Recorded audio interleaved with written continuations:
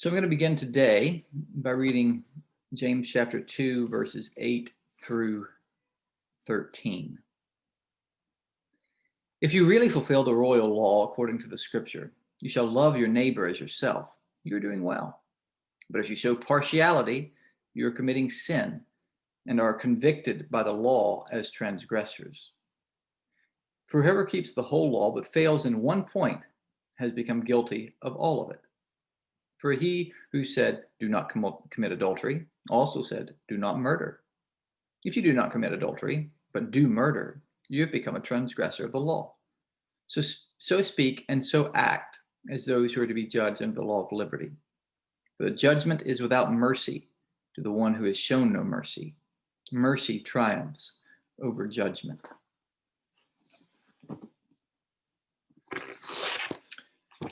So we've moved to a little bit of a different section, but James is still on the same topic. He's still arguing against partiality here, against discriminating based on externalities, whether it be class or wealth or race or nationality, whatever it is, these externals to the human being, discrimination in the church based on these things, James is wholeheartedly against. And this is very important. He spends a significant amount of time here dealing with this because it's very important to him. And he's given a number of arguments in the previous section against it. But here he gets to what we might call the argument from Scripture. Now, James is writing Scripture. I doubt he knew he was writing Scripture. But he is writing. And now he's working from what he has as Scripture from the Old Testament here to argue against showing partiality. And he will lean here heavily on Leviticus 19 for his argument, and as well as Jesus's intensification of the law that we find in the Sermon on the Mount in Matthew 5. Now, I hope to be able to take some time and do a whole separate video, which I'll send out, on James' use of Leviticus 19 and the law. It's a bit more than I can do in one of these morning prayer sessions. And so I'm planning to do a different video, a longer video with that. But let me just note here that he's using, and he uses throughout the book, it seems, Leviticus 19 for some of his arguments. So he begins here in this section, verse 8, by making a contrast with the previous section where he has said, he's argued that we are evil judges if we discriminate, that we are not wholeheartedly on board with God's agenda. We're not wholeheartedly serving God, but serving ourselves when we discriminate. And he's made the argument that sin is simply absurd, that they are sinning by showing partiality to the people who are oppressing them. As we always do when we sin, we give partiality to something that is oppressive against us. And so now he's saying, so all of that you're doing is evil. But now he makes a contrast. He says, the ESV translated, if you really fulfill. The word really there is not used a ton in the New Testament. And when it is used, except for this occasion, it's almost always translated however or nevertheless, showing contrast to what's come before it. And that's probably what's happening here.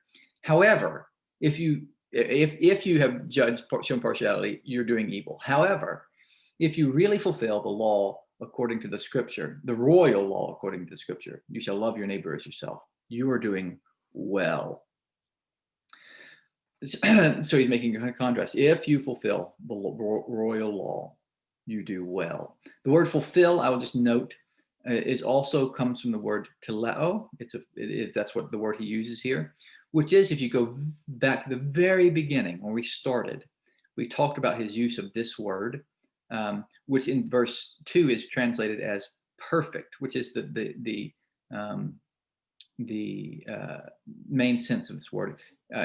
You will be perfect and complete, lacking in nothing.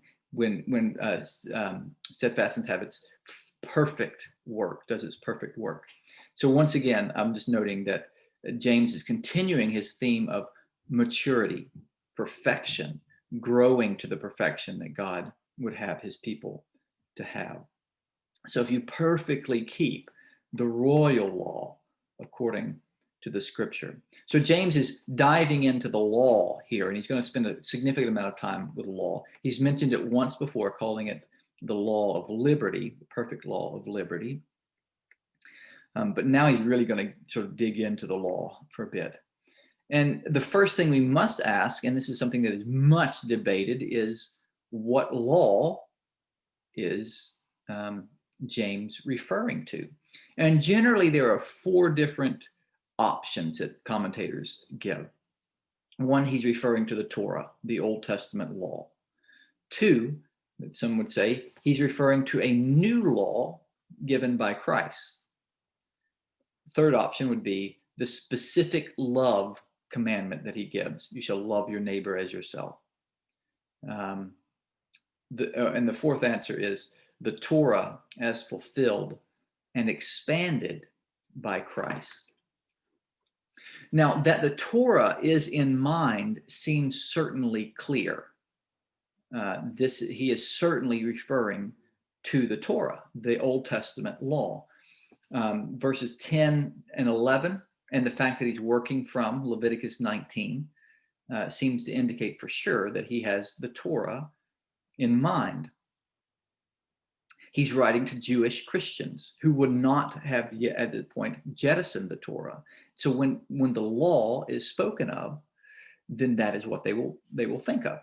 Much like if I were in talking about government to this group, mention the Constitution. No one's going to ask, well, what Constitution are you talking about? We're going to assume we're talking about the U.S. Constitution. That's what we think of when we think of the U.S. Constitution, or think of a constitution. So they would think of the Torah. So the argument that it's a new law given by Christ, that's what's referred to, seems to not be correct. James would have to do a lot of work talking to Jewish Christians to establish some sort of new law established by Christ. But the fact that he mentions the royal law seems to indicate that he's talking about more than just the Torah. He's sort of describing a kind of law, the royal law, which is not usually a term that is attached to just the Old Testament law. And he'll go on in a few verses to talk about the law of liberty. So it seems like he's expanding it beyond just the Torah itself. There's something else added to the Torah. Now, it could be, and many argue that the royal law, when he says royal law, he's simply talking about the love commandment, in which he says here is you shall love your neighbor as yourself. Now, we'll recognize this as something Jesus says when he sums up the law, and he says, you shall love the Lord your God with all your heart, soul, mind, and strength, and your neighbor as yourself. Some people are a bit confused by the fact that James omits the first part, you shall love the Lord your God, and he just uses love your neighbor here. I think we can safely assume that, so this summary of the law is not something Jesus came up with. It is from Leviticus 19. And many other rabbis also used it as a summary of the law, not just Jesus. So Jewish people have been familiar with this. And I think it's safe to assume James is assuming a love of God, given everything else he's written and about his command that we be wholeheartedly devoted to God. He's assuming the first part of that command.